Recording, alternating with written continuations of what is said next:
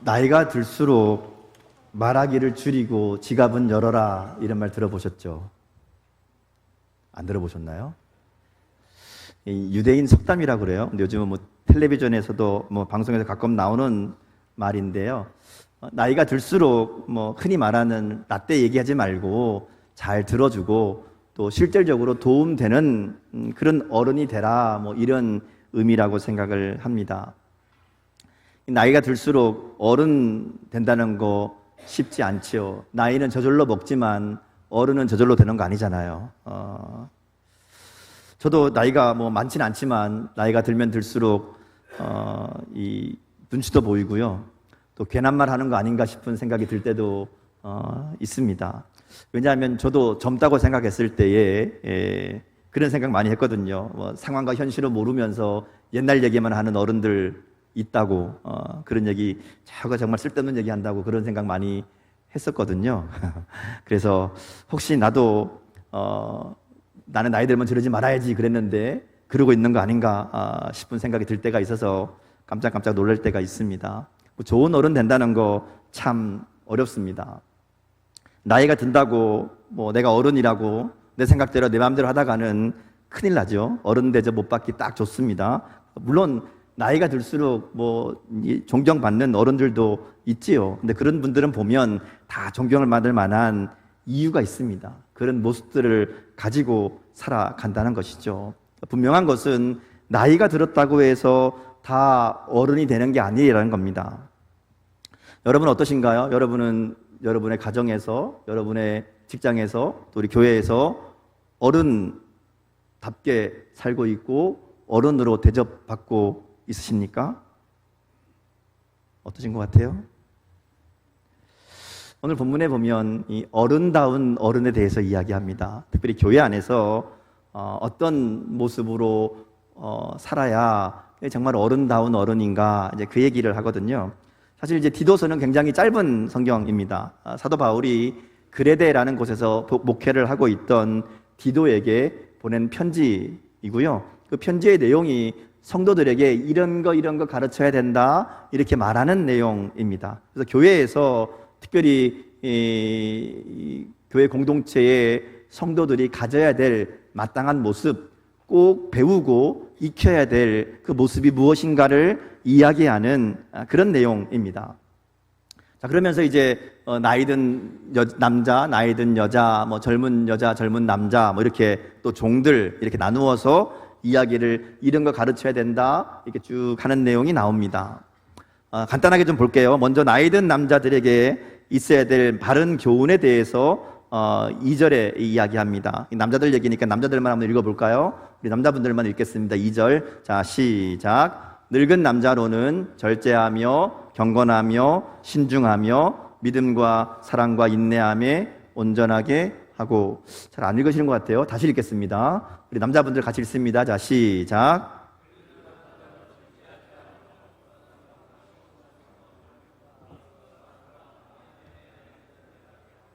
예. 늙은 남자, 그러니까 좀 그렇죠. 나이든 남자 이렇게 할게요. 나이든 남자에게 있어야 될 모습을 이야기합니다. 절제하고 경건하고 신중하고, 그죠? 믿음과 사랑과 인내함에 온전해야 된다 이렇게 얘기합니다.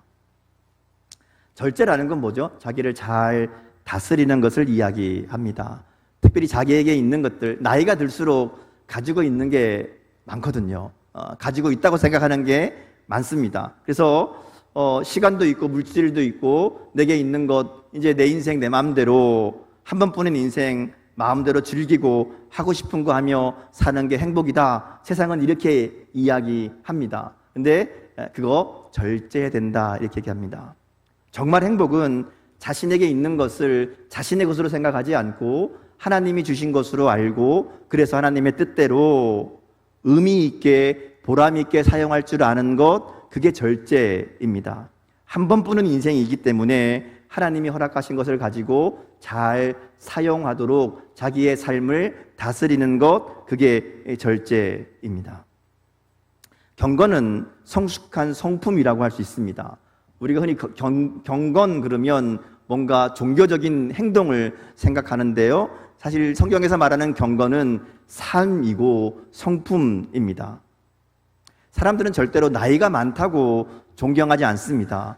나이가 많은 적은 이걸 떠나서 누군가를 존경할 때에는 대부분 그 성숙한 성품에 있습니다. 그 사람의 성품이 존경받을 만한 그런 성품일 때 자발적으로 존경심이 나오죠. 그래서 우리에게 있어야 될 경건은 바로 이런 성숙한 성품이라고 할 수 있는데요, 특별히 그리스도인에게 있어서 있어야 될 성숙한 성품은 주님을 닮아갈 때 만들어집니다. 예수를 닮아가는 삶, 그게 바로 성숙한 성품이고요, 나이가 들수록 주님을 닮아가는 모습이 우리 가운데 많아질 때 그게 성숙한 인격이고 성숙한 성품이고 또 존경받을 만한 어른의 모습이다 하는 것이죠. 세 번째는 신중함을 이야기합니다. 신중함은 쉽게 말하면 함부로 말하거나 함부로 행동하지 않는 것을 의미합니다. 마음속에 있는 거 쉽게 겉으로 드러내지 않는 것을 의미하지요. 그렇다고 해서 속이거나 감추거나 그런 말이 아닙니다. 감정을 따라 행동하지 않는다라는 것이죠.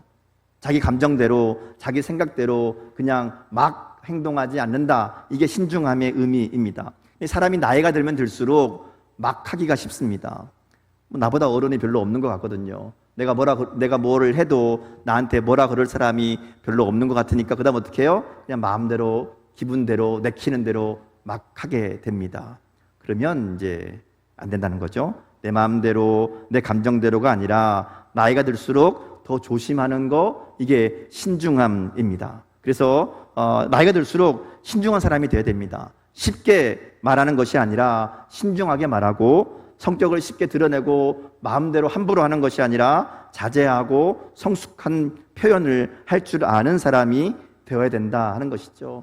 이건 꼭 나이 든 남자만이 아니라 오늘 본문에 나오는 모든 대상들에게 공통적으로 이 신중함이라는 것은 다 있어요. 모든 사람들에게 공통적으로 요구되는 그런 모습이기도 합니다. 또 마지막으로 믿음과 사랑과 인내함에 온전하라고 이야기합니다. 이 온전하다는 말은 건강하다, 건전하다 이런 말이거든요. 그러니까 우리가 신앙생활을 하면서 온전해야 될 것이, 건강하게 가지고 있어야 될 것이 있는데 믿음과 사랑과 인내다 이렇게 얘기합니다. 보통 바울의 다른 편지를 보면 믿음, 사랑, 그리고 뭐죠? 소망을 많이 얘기합니다. 근데 오늘 본문에 보면 인내라고 얘기하는데요, 이 인내와 소망은 사실은 같이 연결되는 경우가 많습니다. 특별히 나이 들수록 우리에게 더 많이 인내하고 참아야 되는 것을 이야기하는 그런 의미라고 볼 수도 있습니다. 우리 나이 든 남자분들, 나이가 안 들어도 남자분들 어떠신가요? 이와 같은 모습이 우리 가운데 있습니까? 있어요, 없어요? 있어야 됩니다. 그죠? 있도록 우리가 결단하고 또 우리의 삶을 이렇게 만들어가는 그런 삶이 될 수 있기를 주님의 이름으로 축복합니다. 자, 이어지는 말씀은 나이 든 여자들에 대한 말씀입니다. 3절 말씀 우리 여자분들만 같이 한번 읽겠습니다. 자, 시작.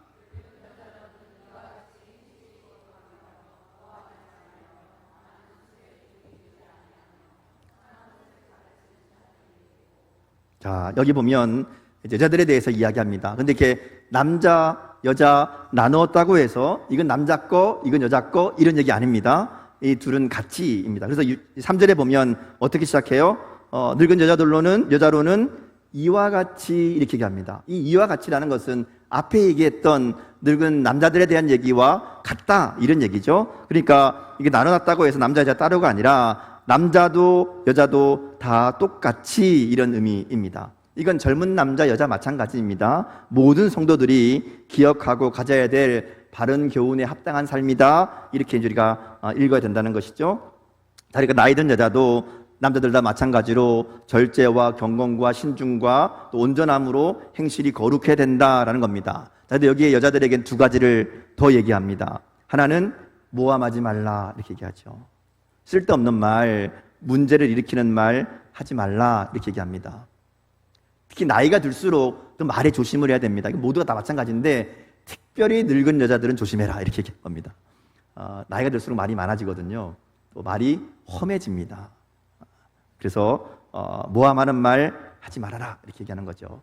특별히 교회에서 일어나는 대부분의 문제들은 쓸데없는 말에서 출발합니다. 꼭 찍어 얘기하면 다른 사람 얘기해서 문제가 됩니다. 그죠? 다른 사람 얘기하지 말라는 거죠. 다른 사람에 대해서 좋은 말만 하고요, 비방하는 말은 하지 말아라, 그런 겁니다. 그래서 나이가 들수록 아름다운 말, 지혜로운 말, 세워주는 말, 칭찬하는 말, 살리는 말, 그런 말만 할 수 있기를 주님 이름으로 축복합니다. 자, 두 번째는 술의 종이 되지 말라, 이렇게 얘기합니다.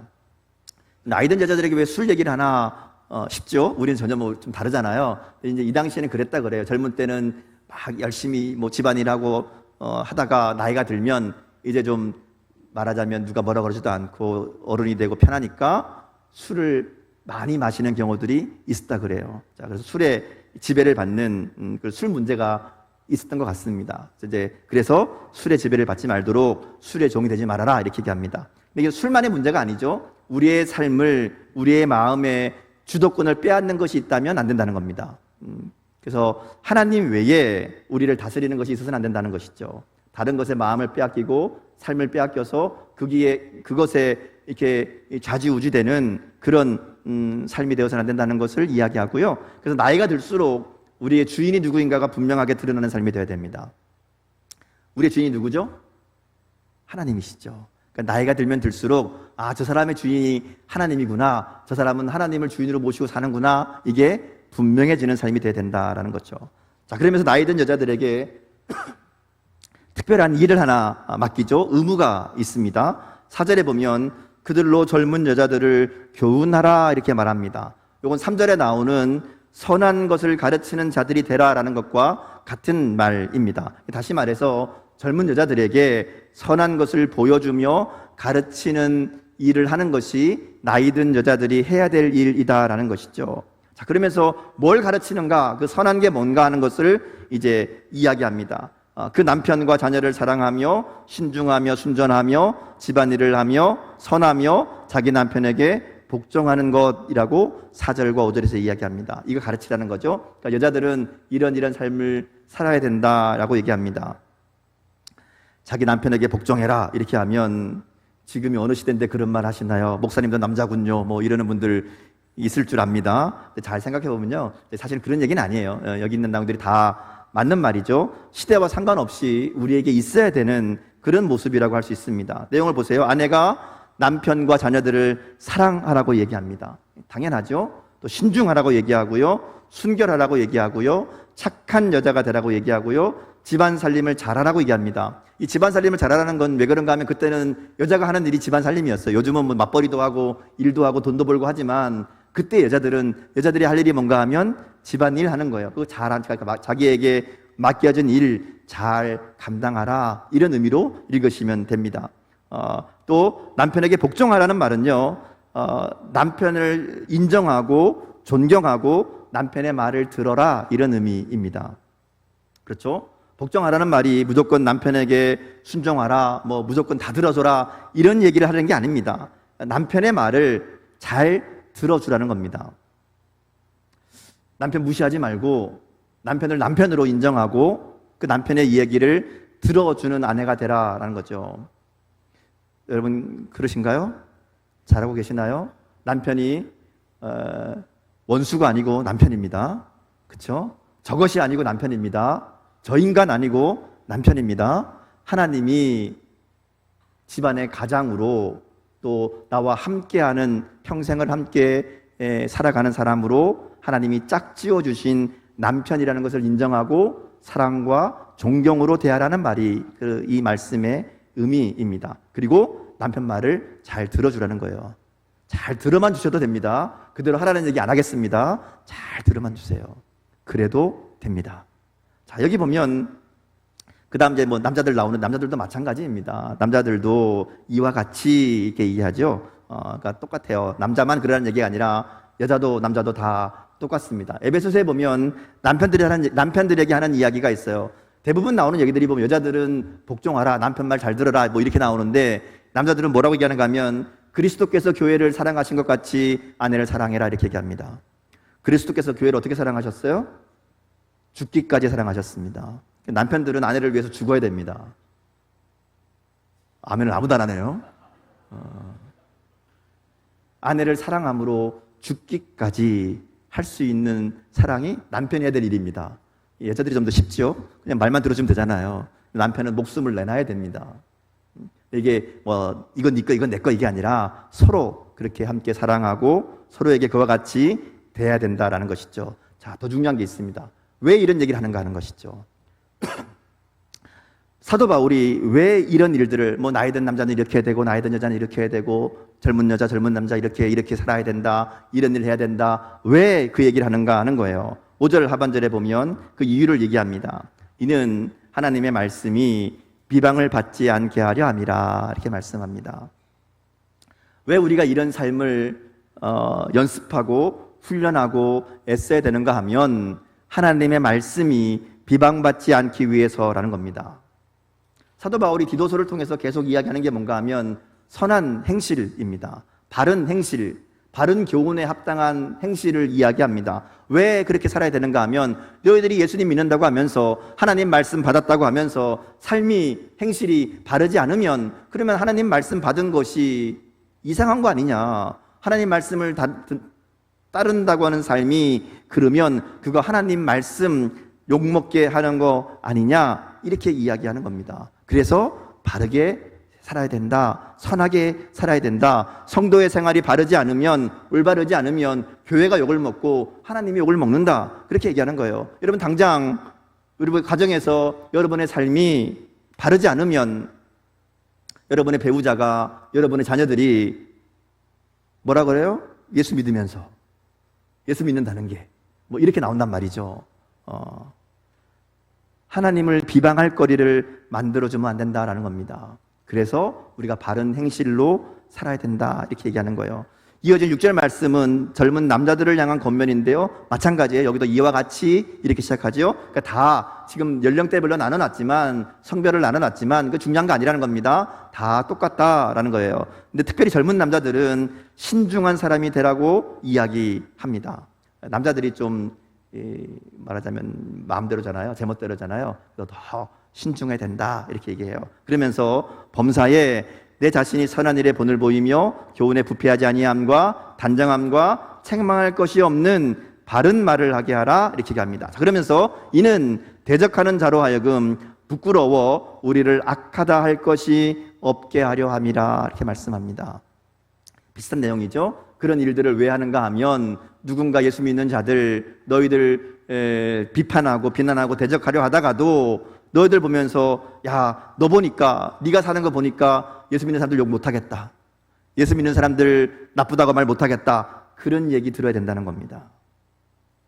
우리를 비방하려는 사람들이 비방하지 못하도록 하기 위해서라도 선한 일에 본을 보이고 단정하고 바른 말을 하며 살아야 된다라는 겁니다. 이건 젊은 남자들을 향한 권면이지만 모든 성도들에게 있어야 될 삶의 모습이라고 할 수 있다는 것이죠. 이게 오늘 우리들이 믿지 않는 자들에게 보여줘야 될 바른 신앙의 모습이다, 이렇게 가르치는 겁니다. 자, 여러분 어떠신가요? 여러분, 여러분의 주변 사람들, 특별히 믿지 않는 사람들에게 어떤 사람으로, 어떤 모습으로 비춰지고 있습니까? 혹시 예수 믿는 거 모르는 건 아니죠? 예수 믿는 것도 모르는 것 모르게 이렇게 잘 숨어 있으면 절대로 안 됩니다. 여러분 스파이가 아닙니다. 여러분이 예수 믿는다는 거 잘 보여줘야 되고요, 긍정적으로 좋은 모습으로 보여주는 삶이 되어야 됩니다. 자, 9절 10절 말씀은 종에 대한 권면인데요, 뭐 지금은 노예 제도가 없으니까 뭐 종 얘기 이런 거 별로 우리랑 안 맞는다 생각할 수 있는데, 이건 세상에서 그리스도인들이 보여줘야 될 삶의 지침이라고 할 수 있습니다.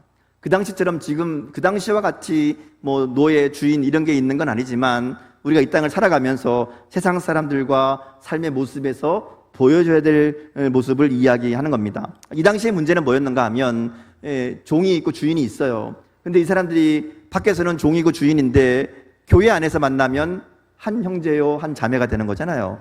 그러니까 이제 교회 안에서는 이렇게 같이 주인, 종 이런 거 없이 동등하게 지내는데, 문제는 밖에 나갔을 때, 이제 일상으로 돌아갔을 때입니다.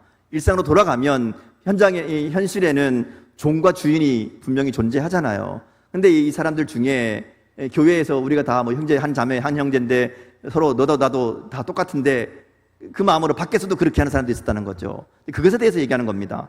교회 밖에서도 자신의 의무를 다하지 않고 오히려 주인을 함부로 거역하는 자들이 있었다는 거죠. 그런 자들을 향해서 바울이 얘기하는 겁니다. 야, 너 종이면 종답게 종의 역할을 성실하게 감당해야 된다라는 겁니다. 왜냐하면 세상 사람들에게 비난받지 않도록.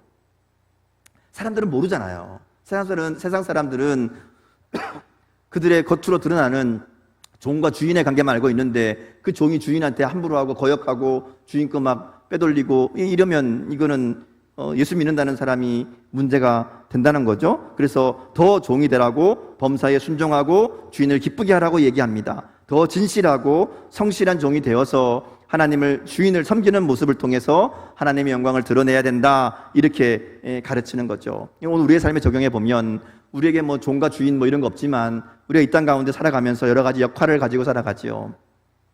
우리에게 주어진 상황과 역할이 있습니다. 거기서 진실하게 성실하게 살아가라는 겁니다. 그래서 믿지 않는 우리 동료들이나 혹은 윗사람 아랫사람들이 신실함으로 우리를 인정하는 그런 삶이 되어야 된다는 겁니다. 야, 저 사람은 정말 자신이 맡은 일, 해야 될 일, 자신의 역할 충실하게 성실하게 잘 감당하는 사람이다. 저 사람 참 좋은 사람이다. 이런 이야기를 들어야 된다는 것이죠. 선교는 멀리 외국에 가서만 하는 게 아닙니다.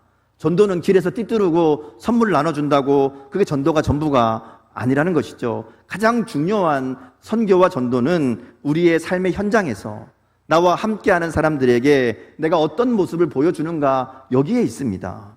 사람들이 우리를 보면서 하나님을 생각한다는 것이죠. 우리의 행동을 보면서 우리의 신앙을 평가합니다. 여러분, 세상 사람들이 우리를 보면서 저 사람 얼마나 기도 많이 하나, 얼마나 성경 많이 읽나, 이거 생각하지 않습니다. 저 사람 얼마나 정직하냐, 저 사람 얼마나 성실하냐, 저 사람 얼마나 믿을만하냐, 얼마나 선하냐, 이거 본다는 거죠. 그거 보면서 저 사람 정말 예수 믿는 사람 맞구나, 예수 믿는 거 같구나, 이렇게 말한다는 것이죠. 그래서 우리의 신앙은 반드시 인격과 성품으로, 삶으로 나타나야 됩니다. 그게 바른 교훈에 합당하게 사는 것이죠. 좋은 신앙은 기도 생활, 말씀 생활에만 있는 게 아닙니다.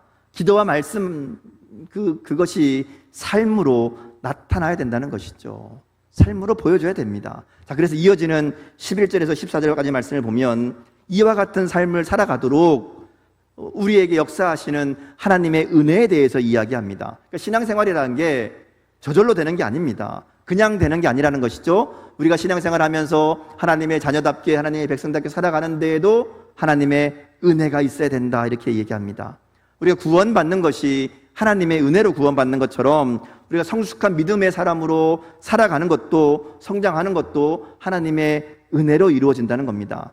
11절 말씀 보면 모든 사람에게 구원을 주시는 하나님의 은혜가 나타나, 이렇게 얘기합니다. 그러니까 하나님의 은혜는 뭔가 하면 우리에게 구원을 주시는 것이 하나님의 은혜잖아요. 근데 그 은혜가 나타나서 그 다음입니다. 12절 같이 한번 읽겠습니다. 자, 시작. 우리를 경건하지 않은 것과 이 세상 정욕을 다 버리고 신중함과 의로움과 경건함으로 이 세상에 살고. 자, 무슨 얘기하는가 하면 하나님의 은혜가 나타나서 우리를 양육하신다, 이렇게 얘기합니다.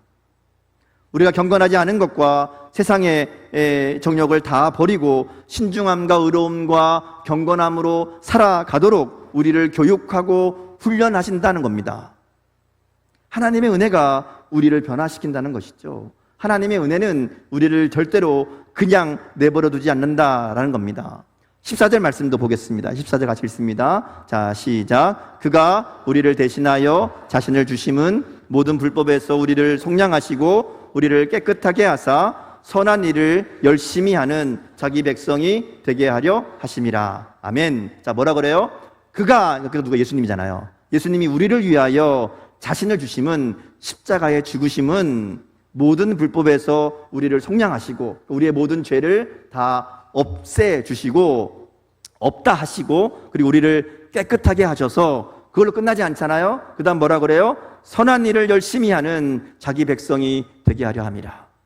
예수님이 십자가에서 그 목숨을 내어주신, 예수님의 생명을 내어주신 이유는 우리를 정결하게 하고 깨끗하게 하는 것으로 끝나는 것이 아니라 그렇게 우리를 새롭게 한 다음에 우리를 선한 일에 열심을 내는 하나님의 백성이 되게 하기 위해서 예수님이 우리를 위해 죽으셨다는 겁니다.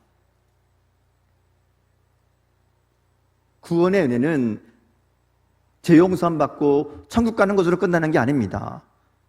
예수님의 은혜는 우리를 예수님을 닮은 사람으로 선한 일에 열심을 내는 하나님의 백성으로 살아가도록 하시는 것도 예수님의 은혜다라는 것이죠. 그래서 구원의 은혜를 받은 사람은 변하게 되어 있습니다. 그 은혜가 우리를 변화시킨다는 것이죠.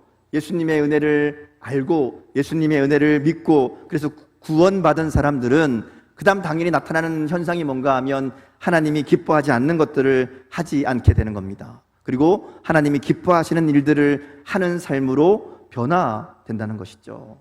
하나님의 은혜가 우리를 그렇게 만들어 간다라는 겁니다. 그래서 13절 말씀과 같이 날마다 주님을 닮아가는 삶으로 소망 중에 주님이 다시 오심을 기다리며 살아가게 된다 하는 겁니다. 이게 은혜가 우리 가운데 하는 일이라는 거예요. 하나님의 은혜는 우리를 구원하십니다. 우리에게 새로운 생명을 주십니다. 그리고 우리가 선한 일을 열심히 하는 하나님을 닮은, 주님을 닮은 하나님의 백성으로 이 땅 가운데 선한 일을 하며 살아가는 존재로 우리를 양육시킨다는 겁니다. 우리를 만들어 가시는 거예요. 그래서 그러한 삶을 살아가면서 주님 다시 오시는 그날을 소망 중에 기다리게 하시는 것, 이게 바로 하나님의 은혜가 우리 가운데 하는 일이라는 겁니다. 하나님의 은혜는 우리를 구원하는 것을 끝나지 않습니다. 하나님의 은혜는 우리를 변화시켜서 하나님을 기쁘시게 하는 거룩한 삶, 성결한 삶으로 살아가게 하신다는 것이죠. 그래서 우리가 거룩하게 살아가는 것, 성결하게 살아가는 것, 말씀대로 살아가는 것 우리 힘으로 되는 거 아니라는 겁니다. 우리가 결단하고 하나님 앞에 나아가지만 그 일을 이루시는 것도 하나님의 은혜라는 겁니다. 여러분 그렇잖아요. 우리 힘으로 아무리 노력해도 하나님이 기뻐하시는 모습으로 살아갈 수 없습니다.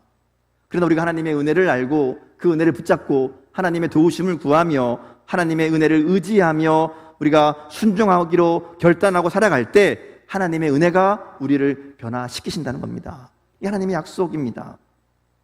우리 단순히 예수 믿고 제사함 받고 죽고 나서 천국 가는 것으로 만족하는 그런 삶이 되지 않기를 주님의 이름으로 축복합니다. 예수님처럼 변화되기를 기대해야 됩니다. 하나님, 내가 주님을 닮은 삶으로 이 땅 가운데 하나님의 영광을 드러내는 우리의 말과 행동과 삶을 통해서 예수 그리스도를 이 땅에 나타내고 보여주는 그런 삶이 되게 하여 주옵소서. 우리가 결단하며 살아가야 된다는 것이죠. 그래서 우리를 통해서 우리의 가족이, 우리의 이웃과 동료들이 우리를 보면서 예수님을 생각할 수 있어야 됩니다. 예수 믿는다는 게 뭔가, 예수 믿는다는 게 얼마나 복되고 좋은 것인가를 우리가 보여주는 삶이 되어야 된다는 겁니다. 오늘 우리가 예배 드릴 때 아까 너 성결케 위해라는 찬송 같이 불렀습니다. 거기 보면 이런 가사가 있죠. 주 사귀어 살면 주 닮으리니 널 보는 이마다 주 생각하리. 우리가 주님과 함께 은혜 가운데 살아가게 되면, 주님의 은혜 안에 살게 되면 주님을 닮아가게 된다는 겁니다. 그리고 주님을 닮아가는 삶을 살아갈 때 우리를 보는 사람들이 주님을 생각하게 된다는 겁니다. 오늘 우리의 삶이 주님을 생각하게 하는 삶이 될 수 있기를 주님의 이름으로 축복합니다. 이 땅 가운데 하나님의 백성으로 살아가며 하나님의 자녀답게 하나님이 원하시는 일들을 행하며 살아가는 삶을 통해서 우리가 해가 가고 날이 갈수록 더 하나님의 은혜로 인해 우리의 말과 행동이 성숙해지고 거룩해지고 정말 어른의, 믿음의 어른으로 살아가는 그런 삶이 될 수 있기를 주님의 이름으로 축복합니다. 무엇보다 우리의 얼굴과 말과 삶을 통해서 주님의 모습이 더욱 선명하게 보여지는, 우리를 보는 사람들이 야, 예수님이 보인다, 이런 이야기를 들을 수 있는 그런 저와 여러분 될 수 있기를 주님의 이름으로 축복합니다. 함께 기도하겠습니다.